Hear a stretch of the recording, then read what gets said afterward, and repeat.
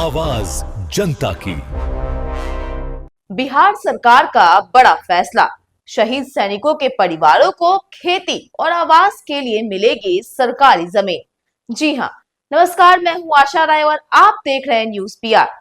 बिहार के उप मुख्यमंत्री और राजस्व एवं भूमि सुधार मंत्री विजय कुमार सिन्हा ने शहीद सैनिकों के परिवारों आश्रितों के लिए बड़ा ऐतिहासिक फैसला लिया है।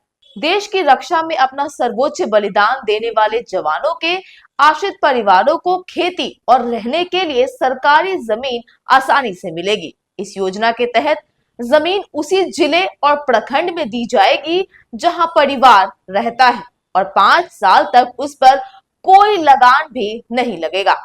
आइए आपको विस्तार से बताते हैं कि सरकार द्वारा शहीद सैनिकों के परिवारों के लिए लिया गया यह अहम फैसला क्या है।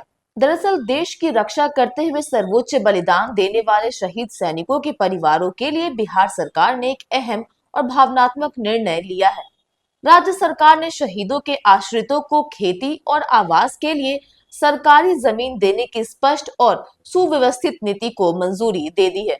विभाग स्तर पर गठित समिति के विचार विमर्श के बाद जारी निर्देशों के अनुसार युद्ध में वीर गति प्राप्त सैनिकों के आश्रितों को गृह जिला के गृह प्रखंड के ग्रामीण क्षेत्र में कृषि कार्य के लिए 1 एकड़ या आवासीय उपयोग के लिए 5 डेसिमल सरकारी जमीन बंदोबस्त की जाएगी।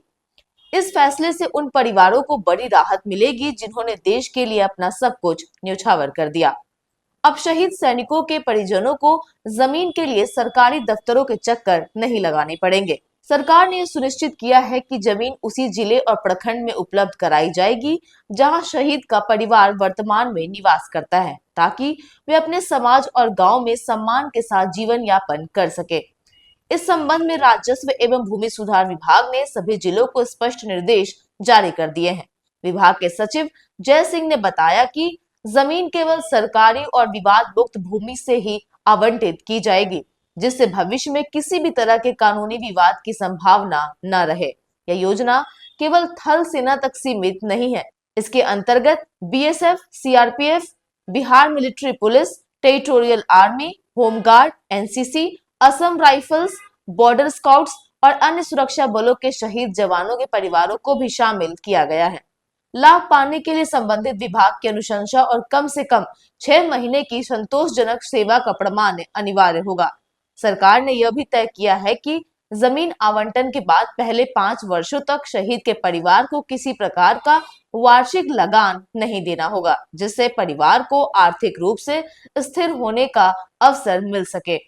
हालांकि जिन आश्रितों के पास पहले से निजी आवासीय जमीन उपलब्ध है, वे इस योजना के पात्र नहीं होंगे।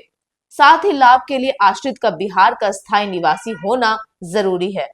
उप मुख्यमंत्री एवं राजस्व मंत्री विजय कुमार सिन्हा ने कहा कि राज्य सरकार शहीदों और उनके परिवारों के सम्मान और कल्याण के लिए पूरी तरह प्रतिबद्ध है। उन्होंने इसे शहीदों के बलिदान के प्रति बिहार सरकार की सच्ची श्रद्धांजलि बताया। तो कुल मिलाकर माना जा रहा है कि बिहार सरकार का यह फैसला शहीदों के परिवारों को सम्मान, आर्थिक सुरक्षा और सामाजिक स्थिरता प्रदान करने वाला एक महत्वपूर्ण कदम साबित होगा। फिलहाल तो इस रिपोर्ट में इतना ही। ऐसी लेटेस्ट खबरों से अपडेट रहने के लिए आप हमारे चैनल को सब्सक्राइब करें और देखते रहिए न्यूज पीआर।